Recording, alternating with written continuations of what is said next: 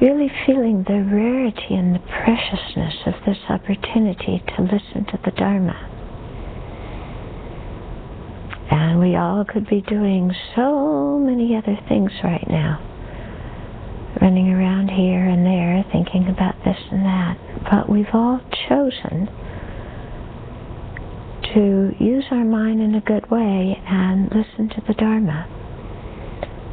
So let's appreciate that possibility within ourselves and appreciate the fact that we've made this kind of choice.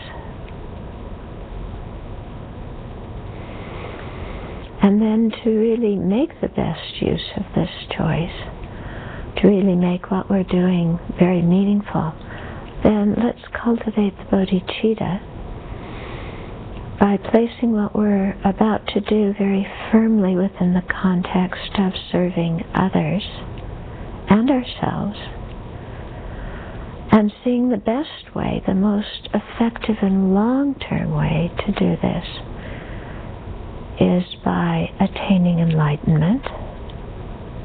And to do that we have to meditate, and that comes from developing concentration, and that comes from keeping ethical discipline, and it all begins with listening to teachings. And so that's what we're doing now. But our aim is something very far and something very noble. And so we feel completely content to be doing what we're doing, because we know what we're doing is something worthwhile for ourselves and others in the long term. So generate that loving, compassionate bodhicitta motivation for full enlightenment.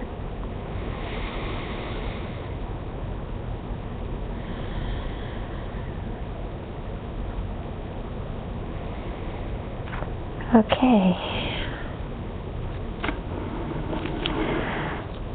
So, we've been going through the text, The Essence of Refined Gold, by the third Dalai Lama.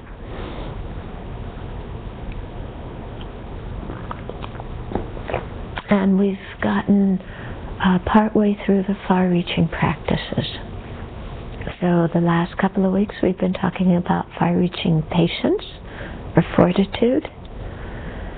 Yeah, remember that one? How's your anger been? What? Your anger's been down? Very good. Okay. I might start a little bit here. Usually I do questions at the end, but somebody wrote some interesting questions that pertain to anger. So I think I'll begin with the questions and then continue with the topic. So the situation this person described is a very good one that illustrates their question. So I will read to you the situation they described. Okay, so they said, in a road rage situation, a man approached me in traffic after I had cut him off and started yelling at me. Yeah? I didn't respond. Then he spit in my face. Uh-oh. I instantly was enraged, got out of my vehicle and tackled him to the ground and started punching him repeatedly. This was 3 years before I read Buddhism for Beginners. Okay? In reflecting back on this event, and I have thought about it often, I am still pretty astounded at how instant my reaction was. And as a side note, back then I was very pleased with myself for physically beating this man.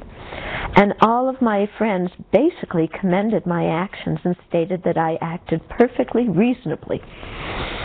Of course, I am really regretting this now and have thought about this event while doing purification practice. So this is a good question. Yeah? You know, kind of something's going on and you get angry like this and wham, you know. So his questions, he's saying, I see watching my mind and how it reacts when an outside event happens. I have noticed a physical response as well as a mental response. And I'm having a difficult time seeing what the source of my response is. Where is it coming from? Why am I so upset? Why this instantaneous explosion flying off the handle? I think many of us have had the same questions looking at our own behavior. Yeah, I'm sure we all have some good stories to tell. Or bad stories to tell. You know, where we've just really lost it and just, you know, exploded. And like afterwards said, my goodness, where in the world did that come from? You know, because we were just kind of going along and then whammo, like this. Okay?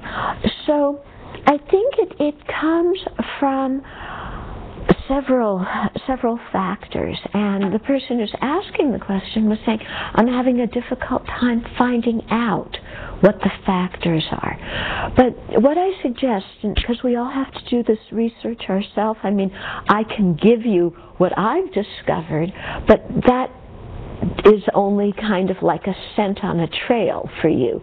You have to really look at your mind and see how your own mind works and come to it yourself. But when I watch and sit there, like when I'm getting angry or have gotten angry, and I look at the story that my mind is going through, you know, who does this person think I am? How dare they treat me like this? Nobody can treat me like this. This isn't allowed. This is not correct. I've got to correct this situation. Otherwise, this person is just going to keep on doing this, and I'm going to get harmed. And, you know, does your mind say something similar? You know, kind of like this person cannot do this, and I've got to do everything I can to stop it. Okay? So, what word do we hear throughout that whole story? I. Don't we? I, me. They're harming me. They're doing this to me. They can't do this to me. I'm furious. I've got to defend myself. I've got to let them know who's who. Okay? So at that point, there's a really big I, isn't there? You know? And so at that point, we can see very clearly what we call the self-grasping ignorance, grasping at an inherently existent person. Okay? Because we see that the I at that time, you know, it's quite different than when we say, I'm walking. When we say, I'm walking, the I then is kind of soft. But when we say, you know, they can't do that to me, the I is very strong and solid, okay? So if we look at how the I is appearing to us at that point, it looks like it's there, independent, quite real, quite strong. This is who I am. This is, you know, somewhere here, and it's feeling threatened, and it has every right to do whatever it can when it feels threatened to destroy the cause of the threat. Okay? So what we see there is a lot of conception. Yeah?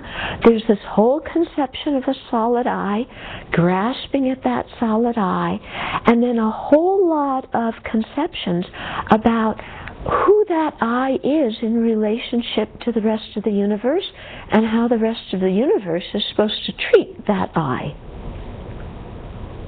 Aren't there? There's a whole lot of things there. I call those my rules of the universe. Okay? So it starts out at grasping at this inherently existent I, because there's just this strong feeling of a big, solid me that is definitely there. No doubt about it. I exist at that moment. Okay? So that's the self-grasping ignorance. Okay? But then the rules of the universe about how everybody's supposed to treat me. You're not supposed to spit in my face. Yeah? Anybody who spits in my face is a beep, beep, beep, beep, beep. And, you know, being the good citizen that I am, I've got to beat him to a pulp, you know, because that's how you act in those situations. So do you see all the conception there? You know, here's this solid I, and people are not supposed to relate to me by spitting in my face. Yeah, they aren't supposed to relate to me by screaming. And if they do, yeah, again, my expectation, my conception is I have a right to do anything I want if they do that. Yeah? Okay, so these are all my rules of the universe. And you can see that my rules of the universe are quite self-centered, aren't they? Because my rules of the universe are just caring about me in that situation. I'm not thinking that I cut somebody off and we both could have been severely injured. Of course, you know, maybe you did it by an accident. I don't think people usually cut each other off deliberately. But, you know, there was a potential for an accident. The other person's probably scared. And because he's scared, he gets angry. But his real feeling is being scared. Yeah, and if somebody had cut me off, I probably would have been scared too, and I might have also masked my fear by being angry. Because a lot of times we mask it when we're afraid by getting angry, don't we? Yeah. And so instead of looking at the situation and thinking, wow, what's happening with this person, I'm just thinking about how the universe is supposed to treat me. And the universe is not acting correctly. Yeah? So that's the self-centered thought. My rules of the universe. Yeah? So you have those two things together, and whammo, the anger comes. And especially if we have a lot of habitual anger energy, then the anger comes very, very quickly. Yeah? So if we've just to have a habit pattern in the past, you know, of just flaring up, then we just keep doing that, you know, because it comes very, very quickly. So what we have to do is start slowing down a little bit, okay, and watching the mind and begin to see the anger when it's still small. Yeah, because this anger gets big very quickly. Yeah, but if you can start to see it when it's small, then there's a possibility of stopping it. And also, when we start to do some research on our anger and see what kind of situations do I get angry in, then when we're in a situation like that, automatically we'll go, okay, I better be careful right now. Okay? So if you're in a situation and you know that you get angry when people yell at you, then the moment this guy gets out of the car and starts yelling at you, instead of paying attention to him yelling at me, you know, he's yelling at me, instead of paying attention to that, to say, this is one of my habits of when people yell at me, I usually just I go off the handle really quickly, so I've got to be really careful and watch my mind right now, you know, and breathe and let myself know that, you know, what this person is saying does not mean that that's the reality of who I am, and, you know, so on and so forth. Somebody can spit at me, who cares, you know? Where does the meaning of somebody spit at you come from? Is there inherent meaning in that? At that moment we think there is. But where is the meaning of somebody spitting at us coming from? It's coming from our cultural convention, isn't it? The act of spitting alone has no meaning at all. Really, it doesn't. You know, you can spit on the sidewalk. Yeah.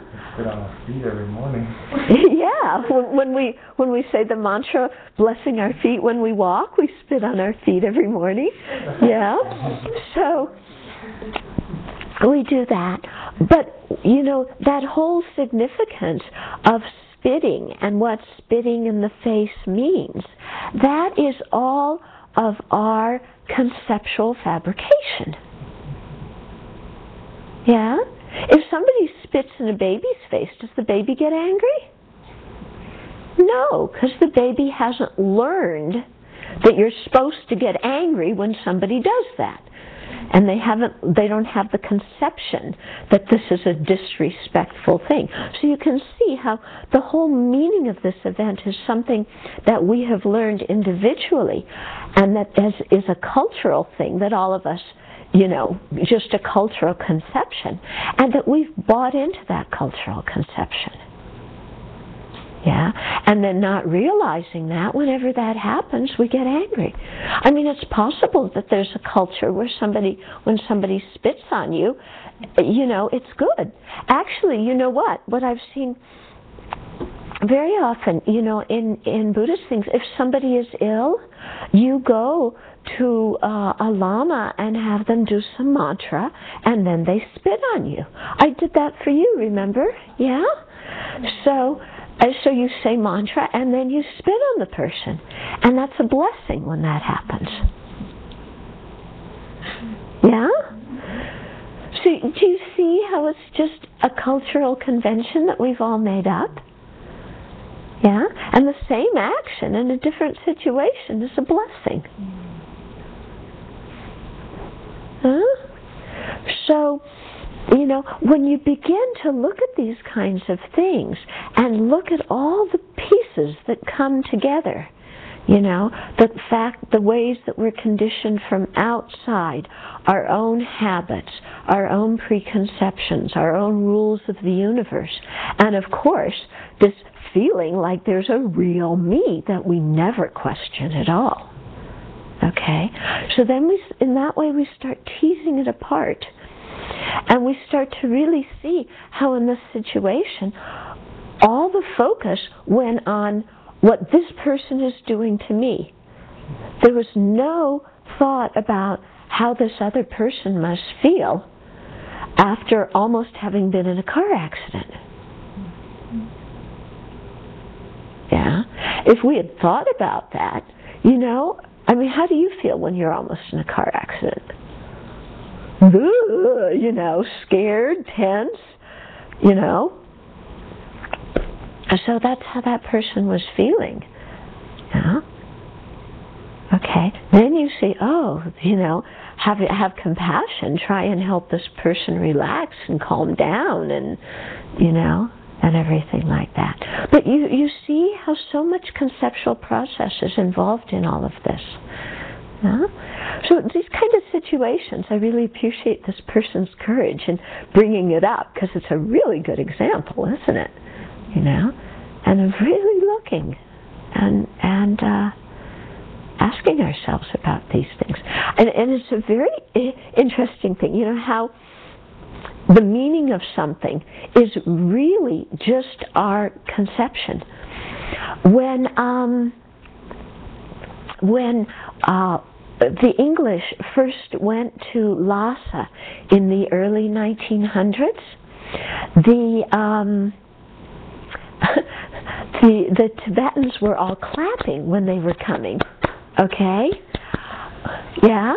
Well, in our culture, when you clap, you know, the British were going, oh, they want us to come. This is great. This is very nice.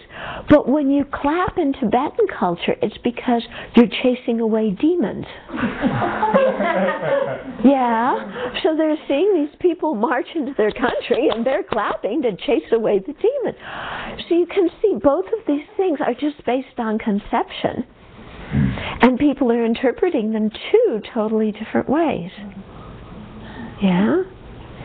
In Tibetan culture, when you stick out your tongue, that's a sign of respect. In our culture, when you stick out your tongue, it's a sign of disrespect. Okay?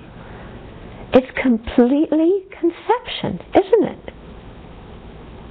Yeah? And so we can get all revved up over just some kind of meaning that we've imputed on somebody's action. Yeah? And even if we've imputed the meaning, like this person, was probably Western and, spit in the face, it means that they're angry at you. But still, my mind is buying into that as, they're disrespecting me and no way can that happen. Nobody's allowed to disrespect me. Whereas if we challenge that, well, what's wrong with somebody disrespecting me?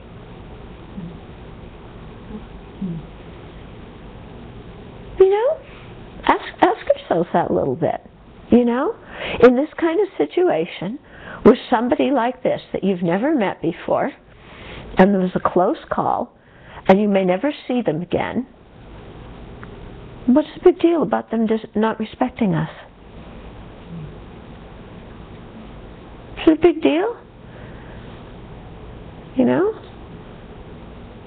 Do we have to reprimand everybody that we meet throughout the day who doesn't respect us properly? We would never get to say anything else to anybody if all we did was correct them because they didn't treat us the way we should be treated. Would we? We'd never get to say anything else. Yeah? So at some point, we don't have to take all these things so personally. Yeah? We have a choice at that point whether to take it personally or not. And so it goes back to that whole thing, that example that I often use about the nose. And if somebody tells you you have a nose, you don't try and hide it because they know it and you know it. And if somebody tells you, and you don't get angry at them for saying you have a nose. And if somebody tells you you have horns, there's no reason to get angry because you know you don't.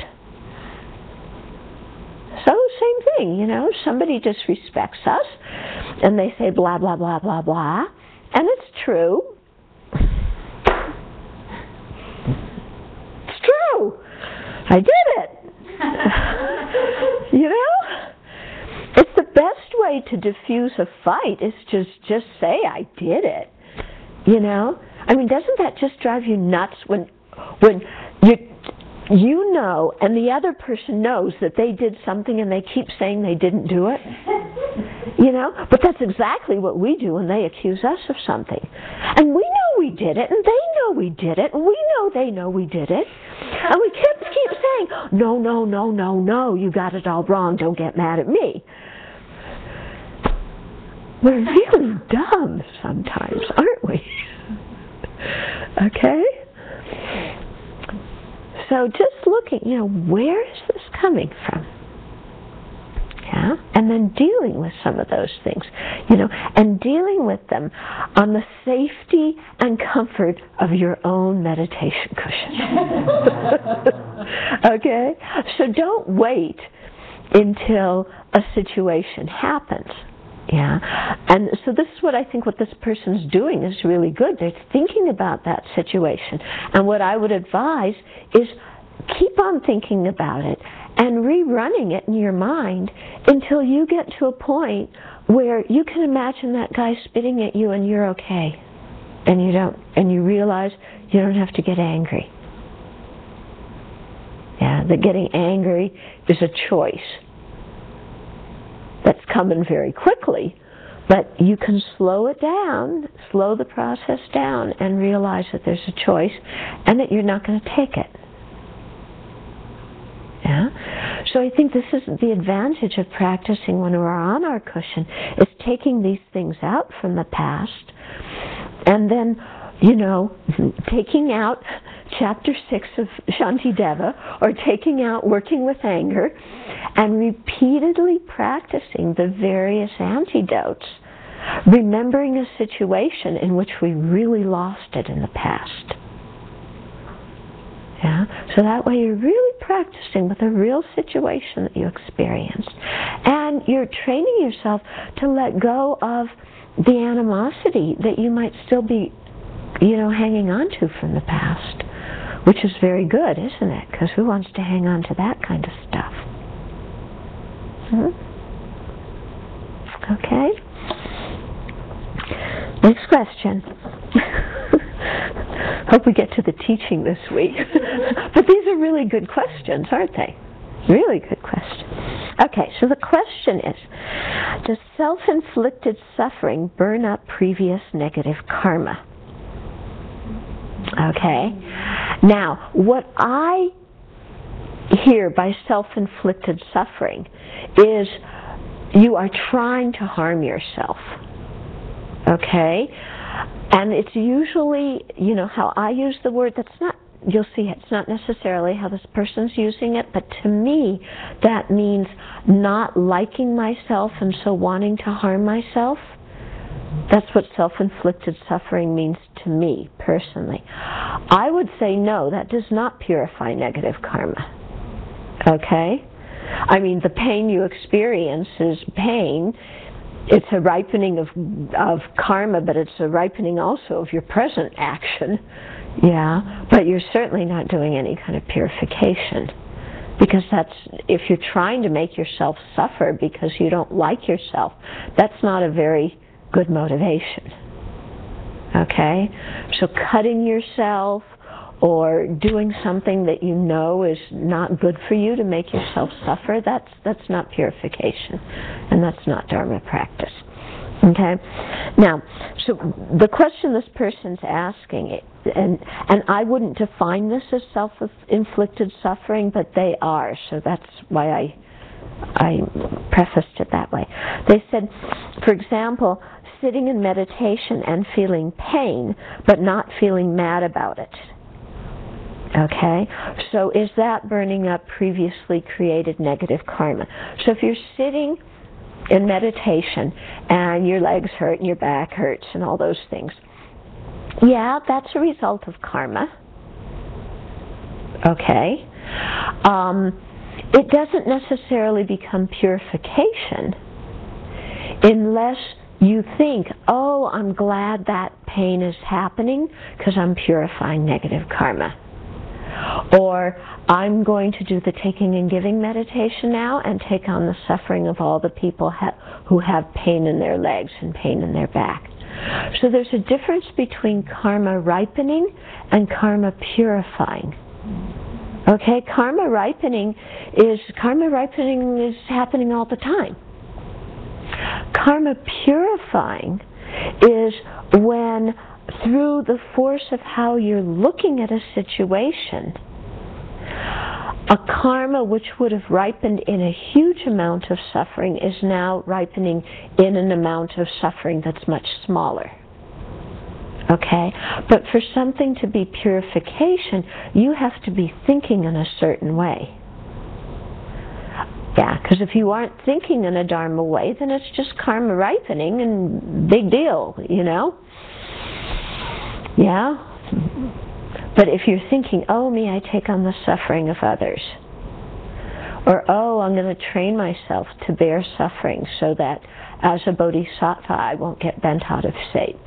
Or, oh, I'm going to look and examine this suffering and see, what is mental suffering and what's physical suffering. I'm not just going to react with, moving and hating it. Okay? So changing how you are thinking in relationship to it, that is what makes it purification. Okay? Another situation. Let's say you exercise very hard, so hard that your body is exhausted and it's hurt. Okay? So is that, again, burning up negative karma? Well, if you're exhausted and you're hurt and you're feeling something unpleasant, yes, it's a result of karma. But that's not purification. Okay? So what I'm getting at is, in these situations, it doesn't matter whether somebody else is calling you a name or you're working hard on your exercise, bike, and feel exhausted. Both of those unpleasant feelings, there's been no real change in the mind. And they're both just the, karma ripening as an unpleasant feeling. Okay? So it's really the change in the mind that makes it purification. Yeah? And what about fasting or other activities that are self-depriving? Okay, the Buddha, there are two meanings of the middle way. When we talk about the middle way that's taught by the Buddha, one way is the middle way view, not falling into eternalism and nihilism. The other is the middle way view between extreme asceticism and self-indulgence. Okay, and the Buddha in his life, he had both of those. He was a prince, so he had the self-indulgence. Then he went and did 6 years of extreme asceticism, eating 1 grain of rice a day. Pretty extreme. And he realized that didn't work. And so the middle way is eating what you need to keep your body healthy. Okay, so fasting, because you don't want to be fat, fasting because, you hate your body, fasting because other people will admire you if you do, those kinds of things don't help with any kind of mental purification at all, because the motivation is basically for this life. Yeah. If you're doing a practice such as Nune, the 2-day Chenrezig retreat, where we take the 8 Mahayana precepts for 2 days, and the first day you can drink beverages and you have 1 meal, and then on the second day you don't eat or speak or drink. That kind of thing you're doing with a bodhicitta motivation, and you're doing Chenrezig practice, throughout the day. And so you have the motivation there to really practice the Dharma in a very sincere way. And if there's suffering that arises, that's okay. You don't care. You're willing to go through it. Okay? So because of the force of your loving, compassionate bodhicitta motivation, that becomes purification. But otherwise, not eating, there's lots of people in this world who are not eating today, and it's not because of choice. It's they don't have food, and that's the experience of negative karma, but it's not purification. It's just the ripening of karma. Okay? Getting what I'm saying? Okay. Then we'll do another question from last week. Then we'll start the teaching.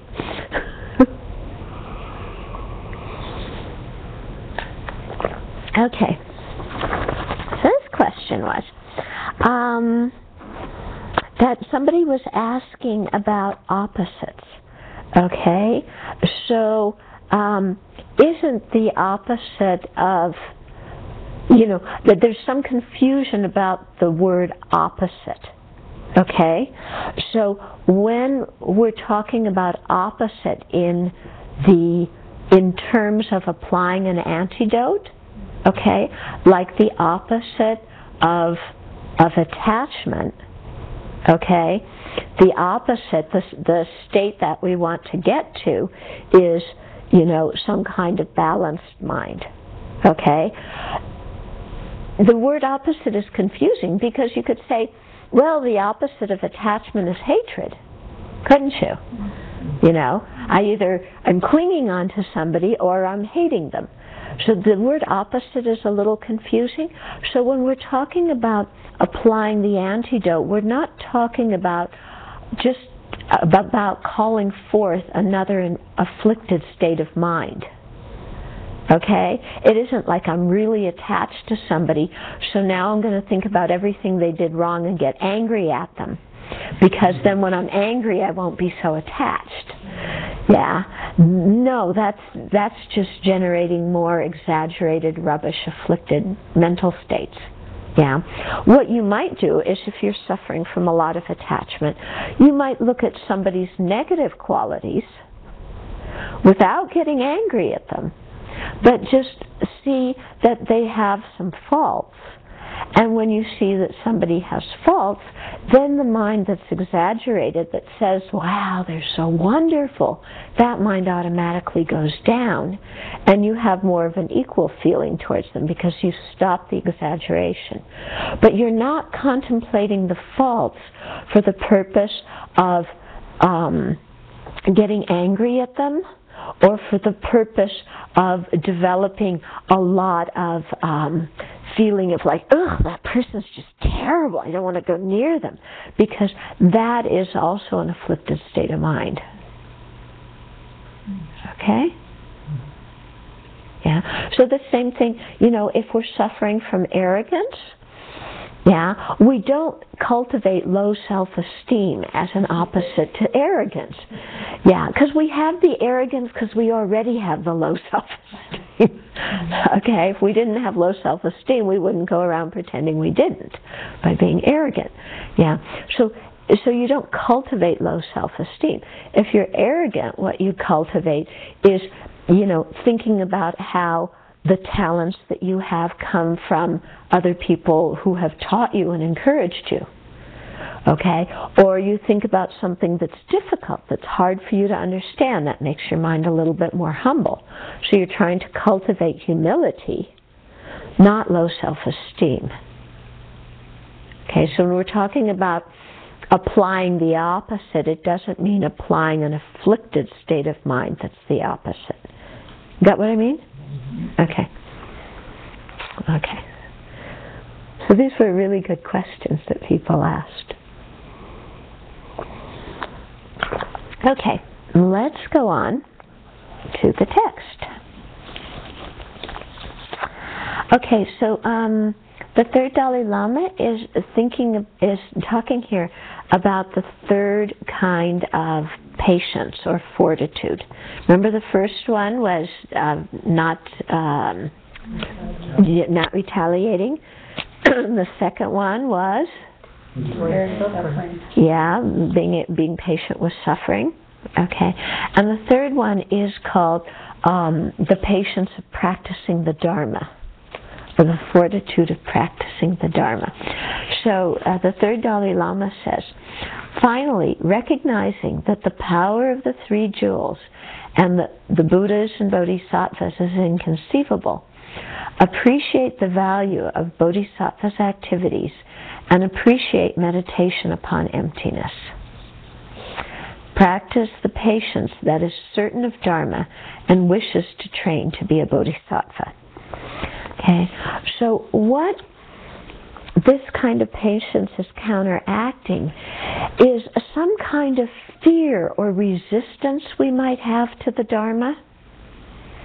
Okay, because, for example, when we think about the Bodhisattva's deeds, they are inconceivable. And our mind might go, no thank you. Yeah, it arouses a fear in us. So it takes some patience to let the idea of doing some of those bodhisattva deeds come into our mind and settle in our mind. People are really different. Some people hear about the bodhisattva deeds and they go, wow, this is fantastic, I really want to do this. Other people hear about it and go, Similarly, with meditating on emptiness, some people hear about the meditation on emptiness and go, wow, I really want to do this. And other people, when they meditate on emptiness, sometimes fear can arise. Because if you really start doing the meditation where it's touching your innate feeling of yourself, you can get kind of scared. Yeah, there's the story that they have of one monk who's meditating on emptiness. And at one point he felt like, I'm disappearing, and he grabbed his shirt like this. No, I'm here, I'm still here. Yeah, so sometimes it takes some courage, to meditate on emptiness, because it's really destroying, our whole wrong conception about who we are. That we've been creating and indulging in since beginningless time. So it takes some patience to do that. It takes patience also to gain certainty in the Dharma. It's not like we hear the Dharma one time and we understand everything and we go, oh yeah, for sure the Dharma is really right, it's the path I want to follow. No. It takes time. We have to listen to the teachings and think about them. And the process of thinking about the teachings, a lot of doubts might come up, a lot of questions might come up, different things come up. And so we have to work through all these things in a very patient, steadfast way so that we can develop certainty in the Dharma. Otherwise, if, kind of doubt comes up and we go, okay, bye, or, fear comes up and we go, I'm out of here, then, it doesn't serve our own spiritual purpose, does it? Okay, so that we need to have some patience to really, go through difficult states of mind that arise when we're learning and practicing the Dharma. We also need some patience to go through sometimes the physical difficulties that we have to go through in practicing the Dharma. When you're doing prostrations, you're doing your 100,000 prostrations. Sometimes, everything hurts. It doesn't mean you push yourself, but you just keep going in a relaxed way. You don't give up. Or you're doing retreat. You guys are doing retreat. Anybody who doesn't have aches and pains? Even the 20-somethings have aches and pains, not just the old, decrepit ones. It's the young, decrepit ones. Okay, so we develop some patience just to, go through it.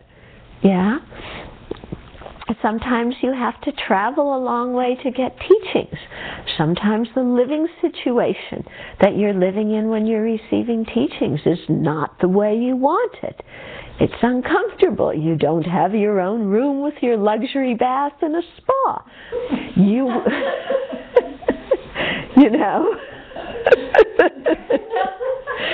have a chala sitting on your cushion in the morning and you're allergic to him, So you practice going through the difficulties, right, Arch?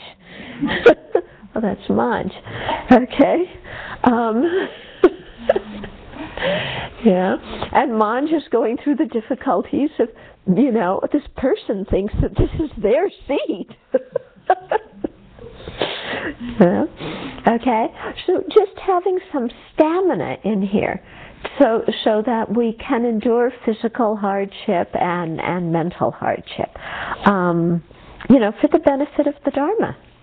And if you can do this, then what you're able to do is, how we talk about you keep on keeping on, or you keep on showing up? When you have this patience of practicing the Dharma, then you're able to keep on showing up.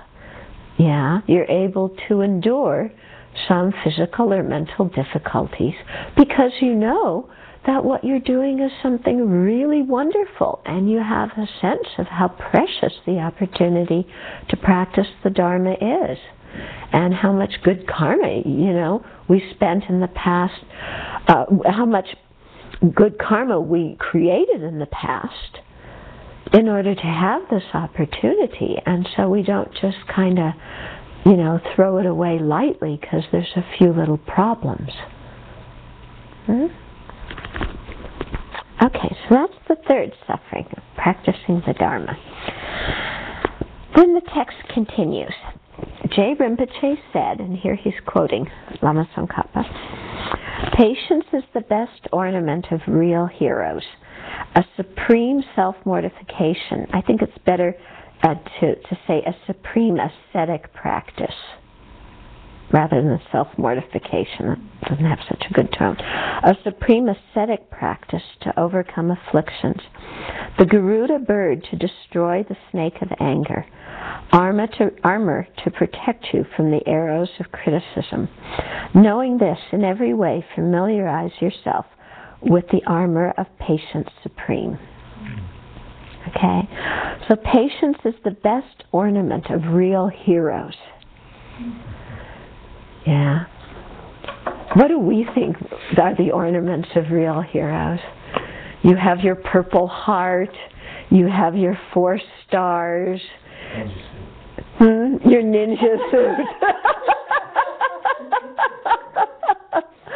Okay, so our society is kind of thing with heroes. I remember looking in a newspaper, and there was a picture of General, how do you say his name, Musa Sharif, the one who was in charge of the military in Pakistan until recently. Musharraf. You see how often I listen to the news. I don't listen to the news. Anyway, and he was all decked out. Cap and buttons on. Like a big hero. Yeah. And our U.S. generals are like that too. Excuse me if any of you are listening. But what Jay Rinpoche says is patience is the best ornament of real heroes. Isn't that beautiful? To adorn yourself with patience, because it takes tremendous courage to be patient and to not succumb to anger and let your mind get out of control. Yeah. So it doesn't mean stuffing the anger. It means totally releasing the anger.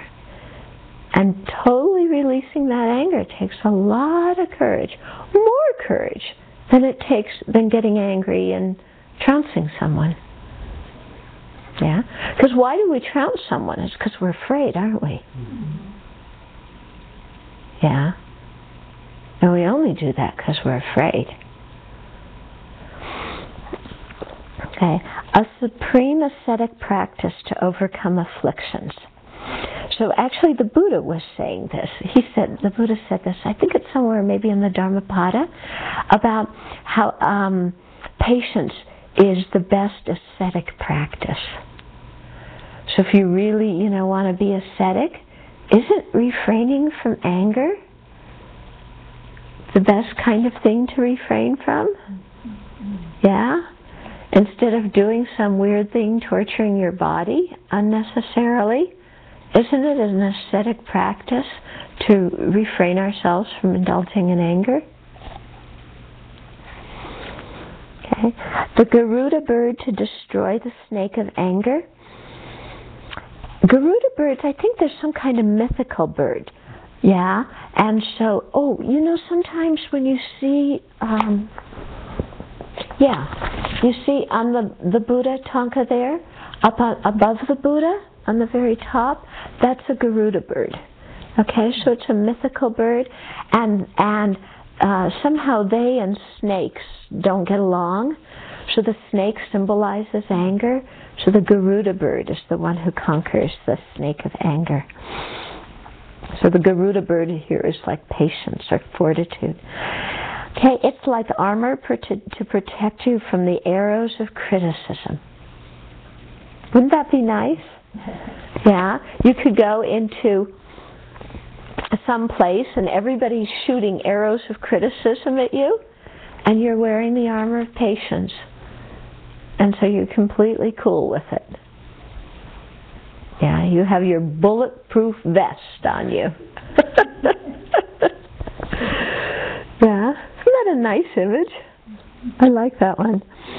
Knowing this, in every way familiarize yourself with the armor of patience supreme. So seeing the benefits of practicing patience, of abstaining from retaliation, of abstaining from anger at suffering, of continuing to practice the Dharma even when there's hardships, seeing the benefits of doing that, seeing the disadvantages of just letting your mind succumb to anger and aversion, then practice that patience and be happy. Yes? I think that there's a quote from the Kadampa Masters where they say, the highest patience is humility. Okay, so a quote from the Kadampa Master saying the highest patience is humility. It's a good one too, isn't it? Because we always want to say, here I am. And to not feel the need to put ourselves up so everybody recognizes how wonderful we are. That's a hard one too, isn't it? Yeah? When we think people should treat us in a certain way, and we want to let them know it, in order to be humble and not care, that takes some patience. Other comments or questions? Yeah. I don't know how you want to handle this in the future, but we have a question from one of our own. Oh, okay, sure. It has to do with something you talked about earlier. There are 3 ways to get to know the truth about dependent arising and inherent existence. The first is to hear the teaching. The second is to contemplate it. And the third is to meditate on it. So what is the difference between contemplation and meditation? Oh, okay. So there's 3 ways to, what did they say, to learn the teachings? To hear the teachings, to contemplate them, and to meditate. No, but they're putting this. There's 3 ways to become familiar with dependent arising. To get to know the truth. To get to know the truth, okay? And so it's by hearing, thinking, and meditating. So we always, all the Buddhist traditions have this trio. I mean, the Buddha spoke of it, of hearing, thinking, and meditating. And so the question is, what's the difference between the thinking and the meditating part? Well, let's start with the hearing part. The hearing means not just hearing the teachings, but studying them, reading them, learning them, okay? Because you have to learn before you can meditate. Otherwise, you're just going to invent your own kind of meditation. So you have to learn and hear the teachings and study them. Then you think about them, and you think and reflect about them. And this is where, when they do debate, where it comes in, or when you do discussion, or when you just sit by yourself and think about the teachings. And the purpose here is to make sure that you've understood correctly what you've heard. Okay? And to deepen your understanding of what you've heard.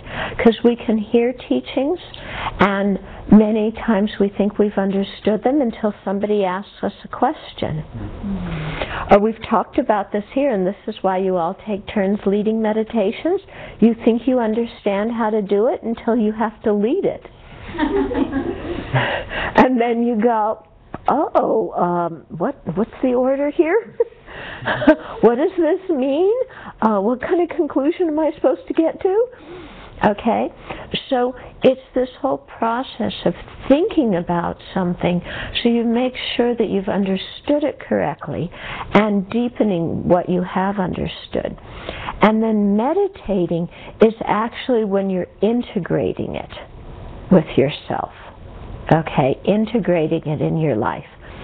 What we are calling meditation as baby beginners, okay, when we are doing Lamrim meditation, is kind of a if somebody's guiding the meditation, we're hearing, so we might be learning something, then we're thinking about it, and then we might spend a few minutes more just being stable on what we've understood. So we might be having within one session actually all 3 things happening. Okay, in the case of having a guided meditation. Yeah. So sometimes what we're doing when or even if it's not a guided meditation, when we're leading ourselves through, sometimes thinking and meditating kind of get intermixed there, because we're thinking about it, trying to understand it, and then meditating it is really when we're integrating it with our life, when we're really feeling like we've adopted a new way of thinking. Okay? You had a question? Oh, no? Oh, okay. Anything else? Yeah. I just had a question about the self-inflicted pain. My thinking is that would create negative karma. Okay. So about the self-inflicted pain, and you're saying you're thinking that would create negative karma. I think if we have the deliberate intention to cause ourselves pain because we hate ourselves, I would say that at that point we're probably creating some negative karma. Because it's an action done out of hatred. Is my thinking that it's like you're harming a sentient being, and just because that sentient being is you, it doesn't really matter. Yeah. And so that's why I think it's so important that we cherish ourselves, but in the proper way. Because we hear all this thing about self-cherishing is so negative. But there's two kinds of cherishing ourselves. There's cherishing ourselves, which is very egocentric. That's what we're trying to get rid of. But there's valuing ourselves because we're a human being with the Buddha potential. And that's very, very important that we do that. And that is not selfish. Okay? So thinking I have the Buddha potential, I have some kindness within me, I must have created a lot of good karma in the past because I have this opportunity to learn the Dharma. This is fantastic. You know, whoever I was in the past did something really marvelous. I rejoice. Give myself a pat on the back, even though it was this person I don't even remember being. But appreciating that kind of stuff is very, very important. And that's not being selfish. Okay? Yeah. I have a question about purification. Okay. Last week you mentioned that seeds can be pushed back or the effect can be diminished, burned. Yeah. And what determines from our side how those seeds get affected? Okay, so last week I was saying that seeds can be where the result is delayed, or the result is not as an intense, or because the power of the seed has been diminished, or it's been delayed in ripening, or it might be completely burnt where it doesn't ripen at all. So you're asking, what are the factors that determine whether it's delayed or diminished or burnt? It's the power of how strong you do the four opponent powers. Yeah, that's the whole thing. And of the four opponent powers, the chief one is regret. So how deeply you feel the regret. And remember, regret is not guilt. Okay, now we have a video camera. This is on the camera. Regret is not guilt. Okay, and this is an incredibly important one because we confuse these all the time, and we think if I hate myself and beat myself up and feel guilty and lousy, that then I'm regretting it and doing my penance and purifying. Wrong. Okay? Regret is very different. We want to really regret that somebody else was harmed, but we regret that our own mind got uncontrolled. We regret that we created the cause of suffering for ourselves. Yeah. We regret that at that moment we weren't able to call forth the Dharma practice that we've done in order to subdue our mind. And so if that regret is strong, then the other three powers become strong. Then we have a strong determination to avoid doing it again. Then we take refuge very strongly and we generate bodhicitta strongly. Then we do the remedial practice very strongly. Okay, so the intensity with which we do the four opponent powers is what determines that. Okay, and in particular, if we can meditate on emptiness, that also helps make the purification stronger. Yeah. Okay. Yeah. The Buddha taught that the middle way of not asceticism and not indulgence. And it kind of seems like the Kagyu lineage was kind of born from both of those. Like, Milarepa was an extreme ascetic, and Marpa was like an indulgent. Oh, okay. So those are two of the major lineage masters, and it seems kind of odd. Okay. So what you're saying is sometimes when we look historically, we see examples of different practitioners, some of whom are lineage masters, who may appear to be doing extreme asceticism, or who may appear to be doing some kind of self-indulgence. You know, there was, even in India, there was King Indrabodhi, yeah, who was the king and had a palace and everything like that. You know, then you have you have Milarepa, who's very extreme ascetic. Okay? In the case of these individuals, these are very highly realized practitioners. Okay? And so what they're doing for very specific reasons that have to do with their own practice and have to do with how they can benefit sentient beings. Okay? So some people, you know, like King Indrabodhi or Marpa, you know, had a nice life. That's showing that that the real renunciation is renunciation of ignorance, anger, and attachment. It's not of, you don't have to make yourself, you know, starving in order to practice the Dharma. When you see Milarepa, you know, he's showing that the thing of, you know, when you're really serious about the Dharma, then even there's some pain, you don't get bummed out about it. Okay?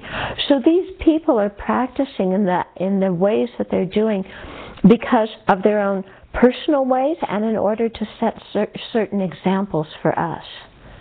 Yeah? So when it comes to very highly realized practitioners, we can't look at them in the same way. Yeah?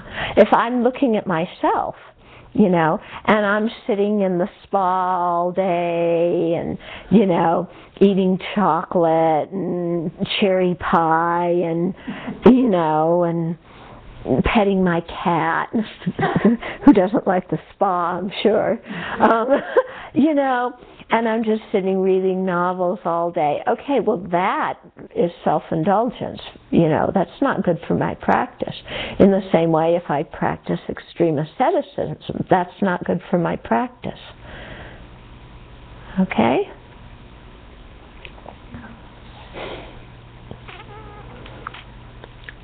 Anything else? Okay, actually, we're over time. So, we will dedicate. May the spiritual teachers who lead me on the sacred path, and all spiritual friends who practice it,